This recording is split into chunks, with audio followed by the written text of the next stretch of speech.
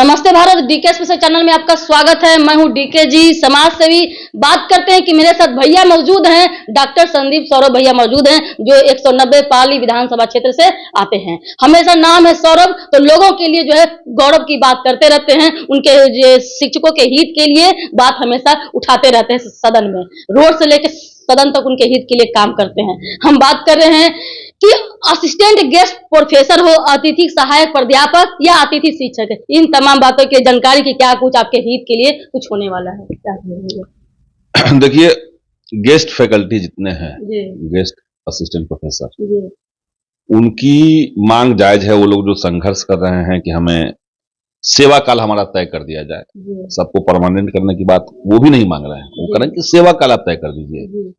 आज से 8 साल पहले, 9 साल पहले सरकार ने यूजीसी रेगुलेशन के मुताबिक असिस्टेंट प्रोफेसर की बहाली की थी, और वो बहाली कायदे से वैसे ही बहाली हुई थी जैसे रेगुलर असिस्टेंट प्रोफेसर की बहाली होती है।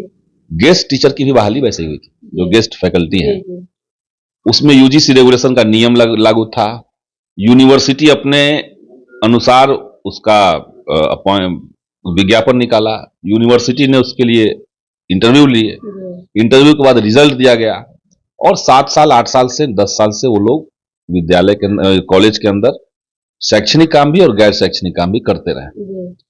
अब आप बताइए कि बिहार में पहले से जब इतना क्राइसिस है, कॉलेज में टीचर नहीं है, और वैसे में जो टीचर पहले से पढ़ा रहे हैं, सब काम कर रहे हैं, सब अनुभव लिए हुए हैं, आपने 10 साल उनसे पढ़वा लिया, अब तो उनको अप्लाई करने का भी उम्र नहीं बचा। अब ऐसे में आप कहेंगे कि नहीं, आप सब लोग जाइए, हम नया बहाली बाद में करेंगे, देखेंगे, सोचेंगे, तब तक उनका रोजगार का क्या होगा? एक बात, तब तक पढ़ाई लिखाई कैसे चलेगी? कई सारे यूनिवर्सिटी में, कई सारे कॉलेज में आप जाइएगा तो एक डिपार्टमेंट जो है वो केवल एक परमानेंट टीचर है और 3 गेस्ट फैकल्टी है, और वो गेस्ट फैकल्टी से ही चल रहा है।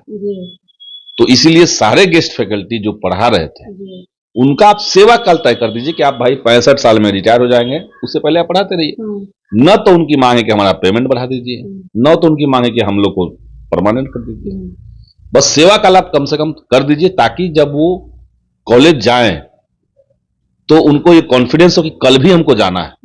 ये नहीं कि हर दिन डरा हुआ है कि आज गए, कल से पता नहीं निकाल दिया जाएगा। तो जो डर में रहेगा, जिसकी सामाजिक गर्दन पे तलवार जिसका लटका रहेगा, जिसका सामाजिक सुरक्षा तय नहीं रहेगा, वो मन से पढ़ाएगा कैसे? तो अभी 65 साल की मांग कर रहे हैं। हम उनका सेवा काल सरकार तय कर दे पहले। और देखिए, कई राज्यों में ये हो चुका है। पश्चिम बंगाल में, उड़ीसा में, कुछ राज्य ऐसे हैं जहां पर सरकार ने नियम ला करके जितने सारे गेस्ट फैकल्टी थे, गेस्ट असिस्टेंट प्रोफेसर थे, सबको परमानेंट कर दिया। तो बिहार सरकार भी अगर चाहे तो कर सकती है। आखिर आपको अपॉइंटमेंट करवाने में कितना समय लग रहा है तो देख रहे हैं लोग। 2020 की बहाली है, अभी तक चल रही है, 26 हो गया ना, चल रही है अभी बहाली। तो इतने समय तक आप बहाली निकालते जाएंगे। आप कह रहे हैं कि हम शिक्षा में फोकस कर रहे हैं, शिक्षा में आप खर्च कर रहे हैं दिखाने के लिए, लेकिन जमीन पर एक्चुअली में क्या उतर रहा है, रिजल्ट क्या निकल रहा है, यूनिवर्सिटी की पढ़ाई जो है उसमें क्वालिटी आ रही कि नहीं आ रही, ये सारे सवाल होते हैं। इन सब पर सरकार को सोचना चाहिए। और अतिथि शिक्षक के बारे में, अतिथि शिक्षकों का भी वही मामला है। अतिथि शिक्षकों का भी मामला है। उनका भी स्टेट क्वालिफाई था, STT वो निकाले थे, BEd किए हुए हैं, उनका भी अपॉइंटमेंट हुआ। जब सरकार ने उत्क्रमित विद्यालय बनाना शुरू किया, तो आप समझिए एक भी जगह पे उत्क्रमित विद्यालयों में, जो जहां +2 के लिए पढ़ाई शुरू करवा दी गई, एक सिंगल टीचर नहीं थे। तो आपने गेस्ट टीचर से बुलवा करके पढ़वाना शुरू किया, उनको आप सैलरी देते रहे। अब जब उनका कोई एज नहीं बचा है कि वो TRE 4, TRE 5 में अप्लाई कर सके, अब आप करें कि नहीं, आप जाइए, मतलब निकल गया तो पहचानते नहीं। उम्र सीमा में छूट की भी मांग कर रहे थे लोग। उम्र सीमा में छूट की बात है। सबसे बड़ी बात कि जो लोग सेटल डाउन हो चुके हैं, जो लोग पढ़ा रहे हैं ऑलरेडी, उनके पेट पे लात मारने का कोई मतलब नहीं है। सरकार एक तरफ कह भी रही कि हम 1 करोड़ नौकरी या रोजगार देंगे। तो जब आप 1 करोड़ नौकरी या रोजगार देने की बात कर रहे हैं, तो जो पहले से रोजगार कर रहे हैं, नौकरी कर रहे हैं, उनसे आप छीन क्यों रहे हैं?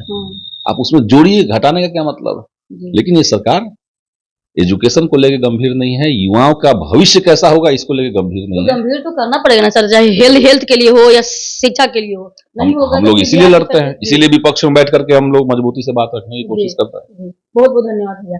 देखिए तमाम बातों को लेकर के बीत रही से लेकर के जो है असिस्टेंट गेस्ट प्रोफेसर हो या अतिथि सहायक प्राध्यापक हो या अतिथि शिक्षक हो, गेस्ट टीचर हो, इन तमाम बातों के लिए सर ने बहुत अच्छे तरीके से जानकारी प्राप्त की है। लेकिन ये लड़ते रहते हैं सदन में, आप देखते ही हैं रोड से लेकर के जो सदन तक जाते हैं करते आपके हित के लिए। तो विपक्ष मजबूत होना बहुत जरूरी है, नहीं तो फिर जिस तरीके से डगमग करते रहे, अब टीआरई 4 के वैकेंसी में 1.5 लाख आने थे तो आ गए 44,000 के आसपास में। तो इस तरीके से देखा जा रहा है क्या कुछ होगा आगे, देखते रहिए। DK channel like share comment subscribe करें, फॉलो करें। जय हिंद।